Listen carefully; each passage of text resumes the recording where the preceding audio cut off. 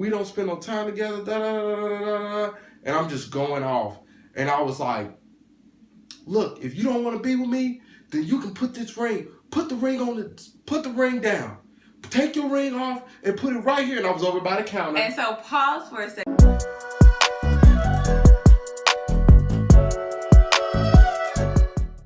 What's up, folks? How y'all doing? Welcome to Walking with the Williams. Welcome to Walking with the Williams. And what time is it? Story time. It is story time. It is story are coming time. with the story time video.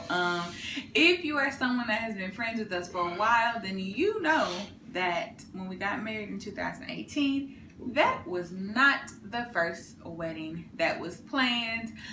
We had a period of time where we were not together. We were not even talking after we had already planned a wedding previously in 2013. And so I feel like we just kind of disappeared for that time period and nobody really knows. Well, our close friends know, but a lot of people don't know what happened. So we're going to talk about how we had planned to get married in 2014 and that did not go through. So when was the first time that you proposed to me? Oh man, I remember like it was yesterday.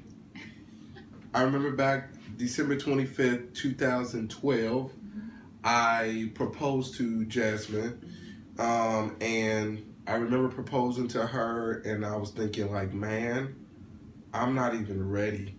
You thought that before you proposed? To be married. Did I just slap? And I was 20. So I was 23. I was either 20 or 21. Yeah, and I wanted her to be my wife, but I feel like I only proposed to you out of fear. Because I feel like things weren't going well during that time. I guess not, because we called off the wedding. Yeah, I feel like things weren't going too well. And for some reason, I just thought that if I got engaged to you, it would kind of keep you around. Don't do that, guys. Don't do that. Propose. Do not propose out of fear. It won't work out. It won't work out. It will not work out. And but plan a whole wedding, man, and cancel it. Okay. You're getting a little bit too far ahead of the story. So we proposed. You proposed, not I you proposed. Yeah, I proposed. She had her family over there and everything like that. Everybody was like, "Oh man, congratulations!" Da da da da da. And then, as time went on, you were actually planning the wedding. Remember, I wasn't being too involved. Remember, you would be like, who you want to be there? What do you want the wedding to be? What do you want to cut? And I just was like, well, you the one, you make up the wedding. It's your day. That's basically what I feel like I was saying in so many words. Yeah, for sure you were saying that. Yeah. Yeah, so we got engaged. That was Christmas of 2012. And so we knew that we weren't actually going to get married until I graduated, which was going to be May of 2014. So it was like a 1.5 year long proposal that was going to happen. And so, my mom and we had planned the whole wedding. We had paid for the venue. I have put a deposit on the venue. I had already got my dress and paid for my dress. I knew who my bridesmaids and groomsmen were going to be. We had created a guest list. Your groomsmen? We knew who my groomsmen was going to be? Yes. A lot of things were planned out. And if you've ever been married, the two biggest things are the dress and the venue, pretty much. And those were the things that, I had solidified already. We had the date. I think I had already either picked out the invitations, the color scheme. So many of the big things of the wedding had already been planned and the date had already been set. I'm not sure what the exact date was, but I know it was May 2014.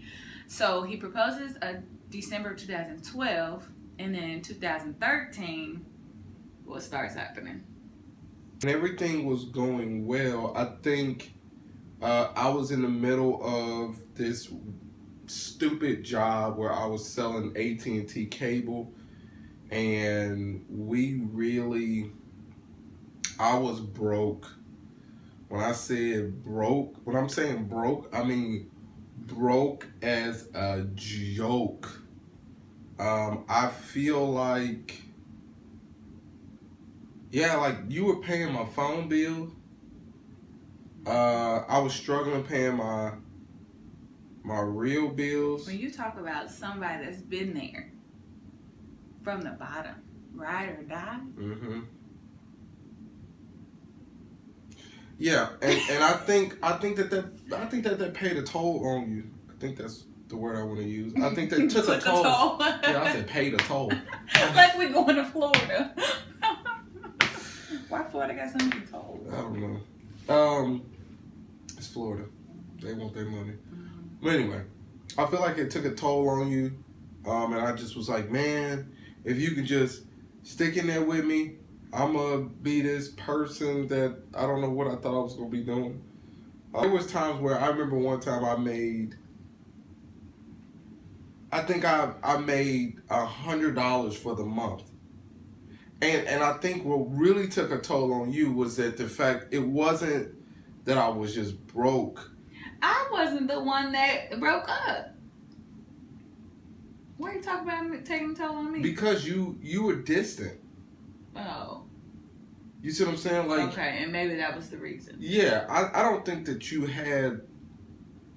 I don't want to say that you didn't have the strength to do it, but you just wasn't you don't ever want to be that person to have to explain to people what happened. So you weren't going to break up with me and be like, it's because he was broke and because we didn't spend too much time. It was more. I was never going to break up with you. No, you wasn't, but you was going to sit up there and just. But the I was just going to deal with it.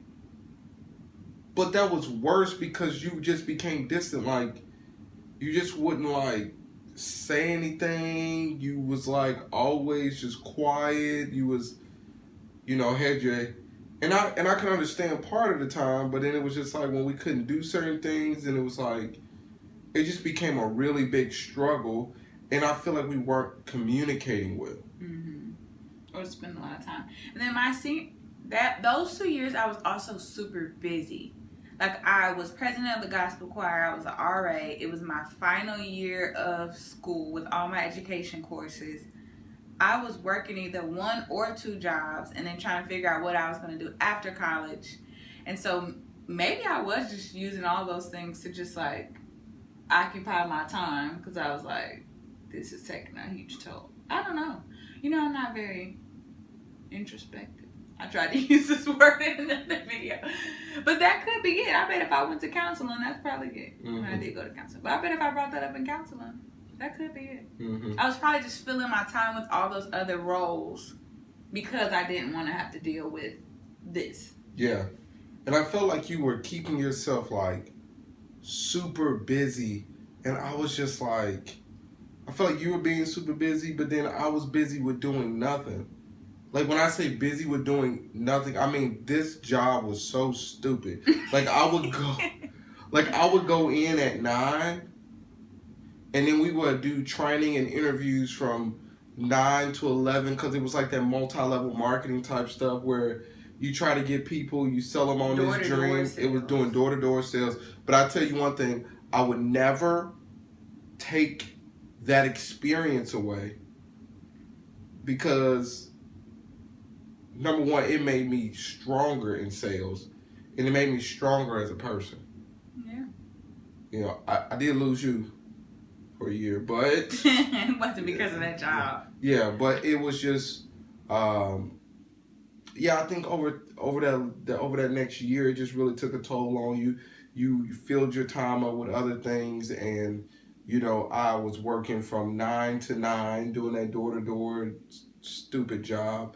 And it just was one of those things where we weren't really spending time. We didn't communicate. And then, like, on the week, like, some days when you would get off at 9, I would still be at work. Remember when I would work those shifts? So, at that year, I was working at Red Lobster. I think I had 2 jobs. I stayed with jobs in college. But I was working at Red Lobster, and so a lot of times, because I only worked the weekend shift, I wouldn't get off till, like, 11 o'clock, 12.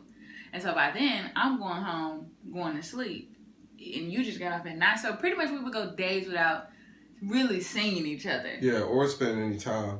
Yeah. And so we became very distant, and when we became very distant, I could see it, I could feel it, and it was almost like my insecurities just started because I wasn't making any money, because we weren't spending any time together. In my mind, somebody else had your attention. All my roles. Yeah, but that's how I was feeling, because I knew I wasn't living up to what I felt like how I should be. I didn't live up to what I felt like my potential. Your own expectations. Yeah, to my own expectations. And so, yeah. So in my mind, I just was like, man, I really don't know what to do. And so it all came to a head probably August. No, it was like October, November of 2013. So we had been engaged almost a year. Yes, it was October. And then one night, talk about that night that you came over to my dorm. What ended up happening was that we had, like, earlier that week, you were trying to finish up some stuff. I think you were writing like a paper or something. And one night, I went to the library with you. And I was like, what are you doing? And you were like, you said something like, I'm about ready to go to the library. And I was like, all right, cool. Can I go with you? And you was like, yeah. And we were gone for like 3 hours. I got in the car. And you said I didn't say anything. I think I said like, hi. And she said, hey. And we drove to the library, got out of the car, stayed at the library for about an hour or two. And then you dropped me off. And then I was just like, okay, bye. And you was like, bye. And then just drove off. And I just was like, did we really just not talk for like 2 or 3 hours? And I was like, okay, this is getting bad. So, and I was at a place where I was just like, I hate being here. I feel like she hates being here. We're supposed to be getting married that following year in May. And I just was like, no, forget this. Because I think that I was more or less like, if my life can be better somewhere else, or if she can be better somewhere else, that's where I want us to be.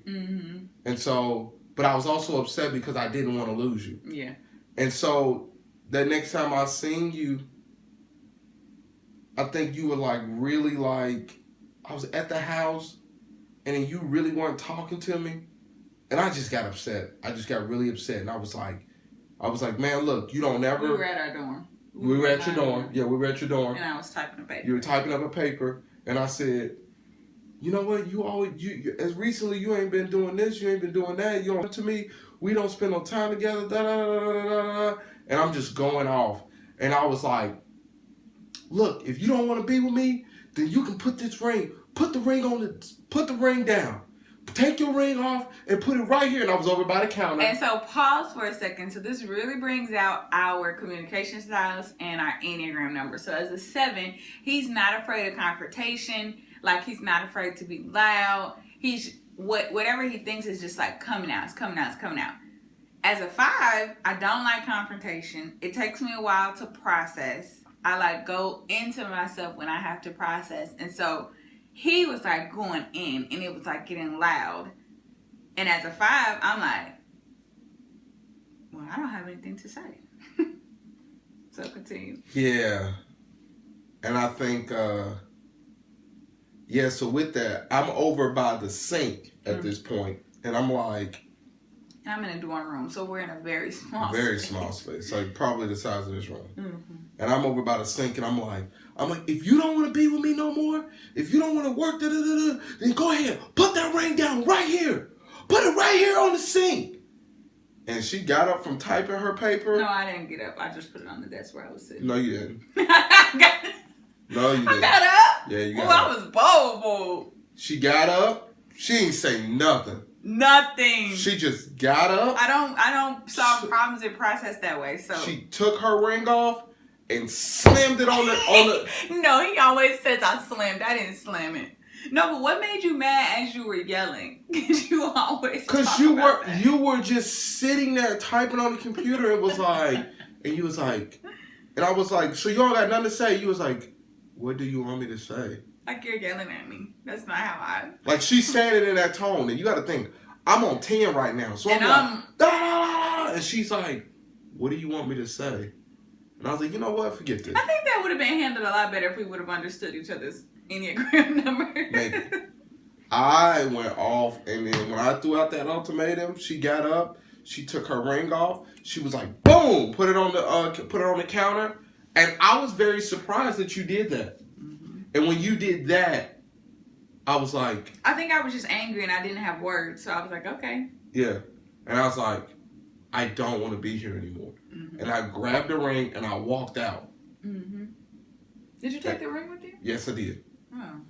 I took the ring with me, and I walked out. I got in my car, and I cried on the way home.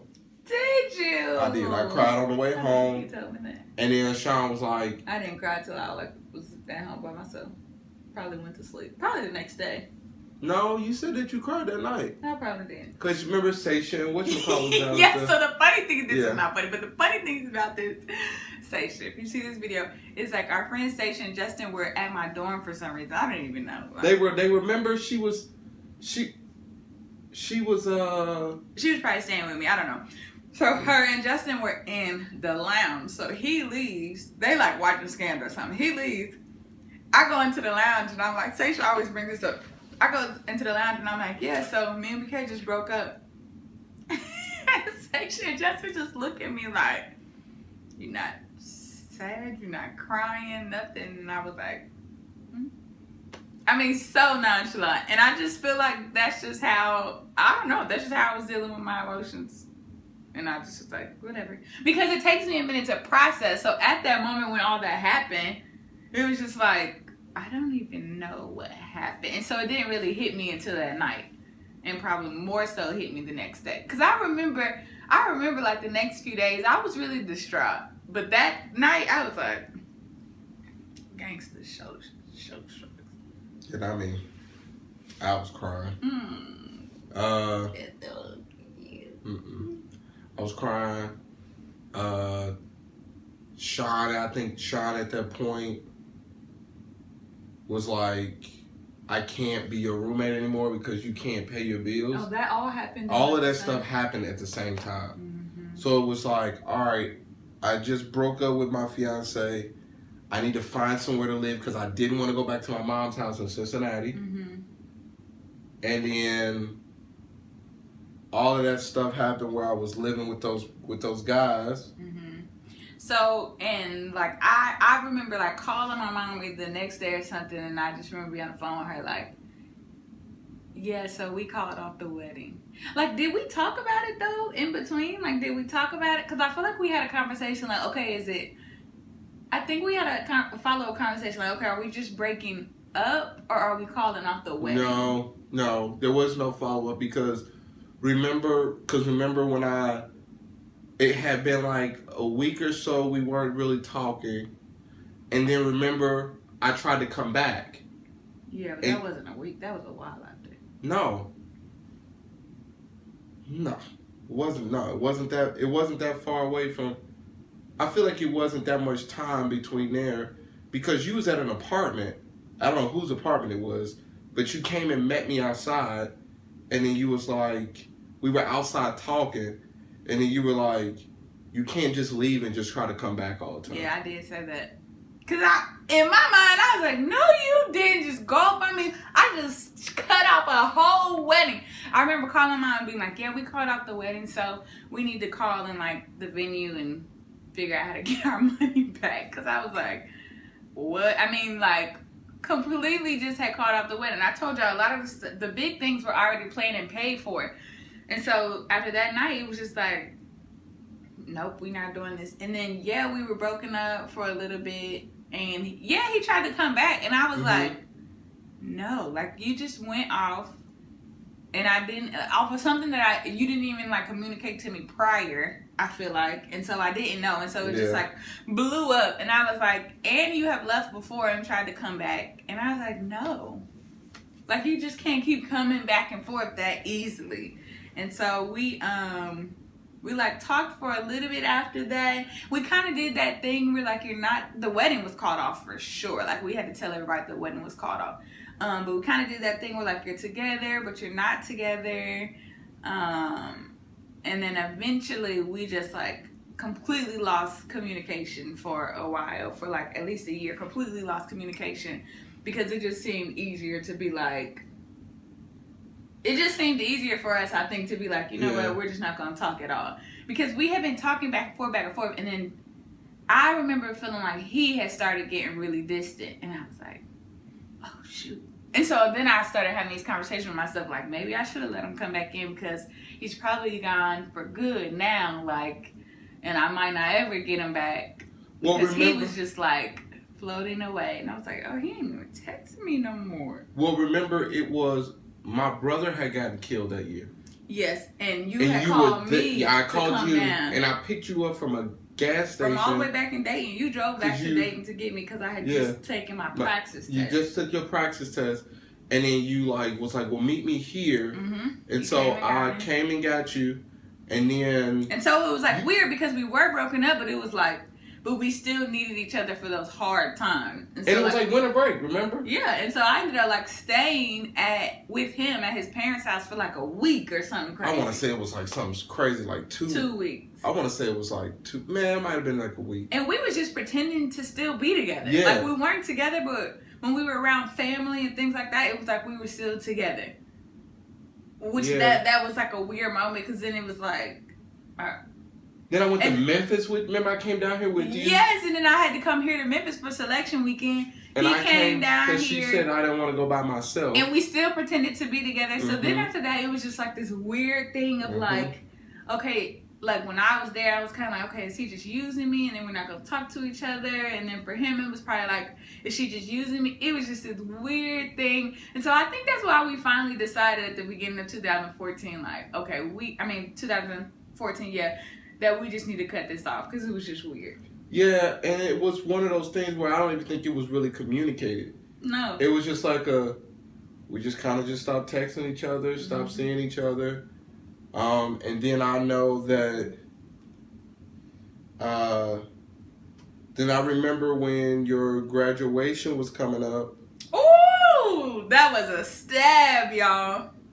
But we had not. But my thing is that we had not been communicating. No, we had not. So I didn't understand. Yeah, so I didn't understand why you expected me to just show up to your graduation. Y'all, everybody was mad at friends, family. We was all mad. But I think it's because we had been together since like the summer before my senior year, and all throughout college. So it was like, of course he's good. Like he's our number one person. Of course he's gonna be there. No. And when he didn't, when he didn't come. Oh, I just remember like crying that night or the next day because I was like, dang, he was somebody else and that person didn't let him come to my graduation. No, I wasn't with her yet. I know, but that was just in my mind. I was like, he's with somebody else and she won't let him come to the graduation. But you said you thought about coming, didn't you? I did. I thought about coming, but I just said I did not want... I'm a big feelings person. Mm-hmm. So my thing is that if I would have showed up to that freaking graduation, feelings would have came back. And then I was moving like 2 weeks later. Yeah, and then you text me and said something like, "Can I see you one last time before I go down to Memphis?" And I did. Yes. Oh, I was in my feelings. I know. I remember you because you texted me and said, "I'm hurt that you didn't show." I did tell you that. I was like, "What? Like, why are you hurt that I didn't show up? Like, we have not been in communication." And then you was like, and then you text me and was like, because you were still in Dayton at that time. And I graduated and I moved here 2 weeks later. Yeah, and you said, can I see you one last time before I leave? And I remember texting this because I remember thinking about it, and I was like, I hope I'm not making the wrong decision when I text this, but I feel strongly about what I'm about to say. Yeah, you said something that was a curve, and I was like... I said... I do not think that it would be I said, I don't think that it would be good for me to see you again. I think that you should move. That was you stabbed me. Oh, I don't know what. I thought you had a burp. I said, I don't think that it's good for us to see each other again. I said, I think that you should just go to Memphis and your husband may be down there. Yeah, you did say, yo, Now, when I said that, cut me. No. I think I remember just crying, like, wow, like, and that was the moment that I was like, this is over for real. Like, he's not coming back. I did not want to come back. Yeah. And the reason why I did not want to come back is because... And that was enough for me. I was like, okay. The things that we were arguing about and we had issues about was things that we have been having issues about over time. Mm-hmm. And even though I wasn't very vocal about it, in my mind I'm thinking, you're only caring about yourself and how you feel and all of this different stuff. And I was like, I don't feel like she's caring too much about how I feel. Mm-hmm. And I was like, now that I've gotten to a place where I can deal with these emotions and I'm okay with being without you, maybe I should try to start over with somebody else. Mm-hmm. who is more like what I want, mm-hmm. versus somebody who is just not even. And I think that the difference between like trying, there are sometimes where it's just not you, and you can say, well, I'm making a sacrifice to try. Mm-hmm. You would literally say, this ain't me, this ain't what I'm gonna do. Yeah. You were like that. Mm-hmm. And I was just like, I do not want to be with somebody who is not willing to change, because I felt like I had given up so much. You felt like you had given up so much? Yeah.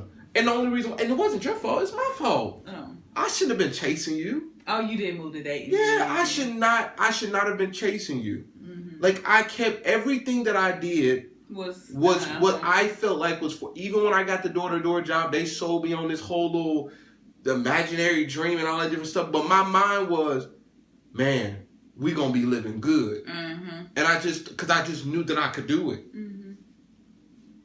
And, yeah, that's true. Everything that I did. Yeah, was, for me. And then that was the crazy thing about, like, then when we cut it off, I know you felt like I just wasted so many years. No, because I did at first for 5 years. So I was in college for 5 years. And that whole time, I mean, you moved up the spring of my first year. So you was literally living in Dayton because I was there. Yeah. Which is 45 minutes from Cincinnati, if you don't know Dayton and Cincinnati. Because I was there. So he was trying to stay there. Even when you couldn't live at the dorms anymore, the apartments anymore, he was still trying to find a way to still live there to be close to me. So yeah, okay, you gave up. And my thing was that I had finally got to a point where I could honestly feel like I'm okay without you. Mm-hmm. The reason why I felt comfortable to go out on dates is because in my mind, I knew I was not going to be with you again. Mm-hmm. Like, I was like, I'm not going back to her. Yeah. I kept telling myself. And I finally got to a point where I was like, yeah, that's not happening. Well, I had a little bit of hope, though. I just knew somewhere down the line. But for the most part, I was like, okay, I'm going to try. Like, I'm going to try to move on. Like, I was definitely not as quick. Which is funny because when it ended, I was so just like cutthroat, like, okay. But I think it took me a lot longer to like move on and be like, okay, this is over. And I don't really think I ever quite got to that point, but I was just more willing to be like, okay, this might be over. And so that was funny that it was different. But so yes, so we cut it off. And so years later, 2018, we did actually get married. But what did you learn during that time? Like, why are you glad that we didn't get married then? And that we had that time apart? I think that it was important that we had that time apart, because I felt like in that short amount of time, in that year that we weren't really together, it was a time for me to grow. I think it was a time for me to realize what I really wanted. Mm-hmm. I think with me being with you for so long, I think I was so comfortable with you just being there. Mm-hmm. And I think that, like, but then when we were apart, and I was like, I don't want to be with her anymore. Mm-hmm. And then I started living this life without you. I was like, dang, like I really don't want to be without her, right? But I did understand that once we got back in contact and we tried it again, that was my last time. If it did not work then, I would. Oh yeah, for sure. Definitely when we got back together, I was like this is it. Like if this don't work, like when we have to do a whole separate story time. Yeah. But when we ended up almost breaking up again. And if you wouldn't have sent that text message, I was done. Because I was like, we not doing this again. Like, we not doing this again. Yeah. I was like, nope. Like, this is taking me back to 2013. And I was like, I ain't doing it again. Yeah. So, look, your text messages saved the day both times. That's funny. You're great. He always saving the day. But, so you didn't quite answer the question. Oh. Why are you glad that we didn't get married then and we waited? We were older. We had more life experience. We had dated other people. Yeah. Why are you... Do you think we would have made it if we would have been married in 2014? I don't think so. I don't think we knew the power of when you marry somebody and you dedicate somebody, you're also dedicated to their change. And I feel like in those years we experienced a lot of change, and I don't know if we would have been okay with that. If that makes sense. That makes sense. I can agree on that. But I think there's certain things, like for me, like I feel like for me, I'm more or less like I'm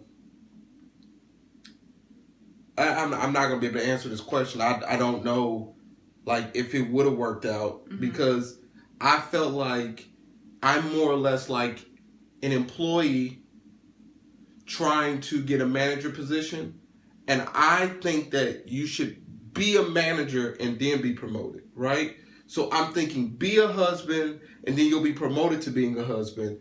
But your mindset is more or less like, I'll be a wife when you commit to me, right? Because I do feel like certain things changed about you once we even got married. He was expecting wife things before another ring on my finger, and I was like, And I think the biggest thing of that was because I was like, what I'm not going to do is going to pretend to be a wife, and this doesn't work out, and you leave again. And so it was like, once you put that ring and we set a date, then I know that you're not leaving again. I still could have left. Okay, yeah, you still could have left, but I felt more secure in that. Yeah, I see what you're saying. Yeah, but even like 24 hours after our wedding, I felt like it was because you was committed. I felt like you were different. Like, I knew you weren't going anywhere. Yeah, she was the type of person to be like, I'm not gonna change my last name. I'm gonna hyphenate my last name. That woman got up the next morning and was like, not the next morning. Oh, it was 2 days later. Yeah, because I was on spring break. I had like, everything changed. Boy, she got a birth certificate, social security card. All right, I'm going out. I'm going to go get my name changed. Yeah. And just walked out and just... Because at that point, I mean, it had been like, 10 years since we had been in each other's life. And I'm like, if he has gotten to the point where he wants to marry me, like, this is going to be forever. You know, after 10 years of knowing someone, if you want to be with them or not. And it's funny because, like, some people joke, like, it took us so long to get married. And it did, but I think it's just because we met each other when we were I was 17. So we were with each other since I was in high school all throughout college. And so, like, realistically, we knew that we weren't going to get married in college. Like, our wedding day wasn't until after I had graduated anyway. So it was like, yes, we were together a long time, but it's because we were together through my teenage years in college. He was like an old man, but I was a teenager. Yeah. So I mean, I'm glad that we waited to get married. I think it provided us with the opportunity to grow, like to see what else was out there, to realize like, okay, I think I want to do life with only this person. He's held me down for this long. I've held you down for this long. It's like, I want to continue to build and do life with this person. And there's like no point in choosing anybody else almost. Yeah. Yeah, I feel like That's where I was Mhm. when we decided to get married this time. Mhm. It was like, I can do life with this person forever. Because I still wasn't sure even when I came back. Mhm. Like I was, I still was unsure because I was just like, she's probably the same. Yeah, I was like, she's probably the same person. Mhm.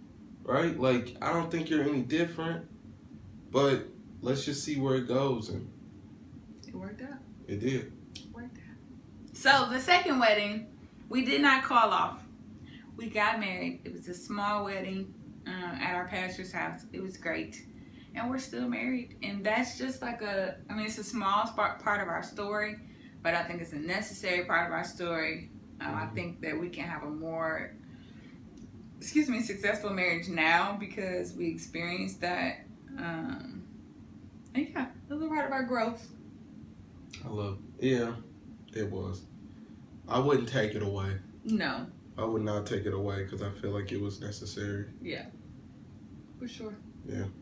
So, you probably just learned something new about us if you did not know that.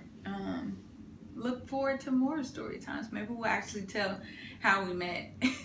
Because we always talk about that? No, we always refer to it. Oh, did we talk about it? Yeah, remember I almost hit you with the car. And then whatchamacallit said, you almost hit me with the car. Yeah, but I don't think we got into detail about it with our first one. We have to look up with our first video. No, we gotta check our first video. I don't think we actually told the story of like how we met and stayed together and all of the things that came when we met, how I met. No, I don't think we went in depth like that. Yeah, that's what I'm saying. You ducking in the back of the car. Yeah. So, like, comment, subscribe if you want to know about me ducking in the car, hiding out, because it was a situation. Y'all, it was wild. It was a situation. So, maybe we'll talk about that. That'll be our next story time. We have some more topics that we're. That was another ultimatum. Yeah, it was. On the patio. He be giving me ultimatums. Stay tuned if you just want to see vlogs from my life. We are going to an event called the Black Couples Getaway in February next month, and so we'll be doing a lot of vlogs about our experience there and how they pull off this whole event being COVID safe. And so look forward to those. We enjoy doing these videos for you guys, so more will be coming. Sign us out, boo. All right, love, peace, chicken grease, and all that good stuff. Peace.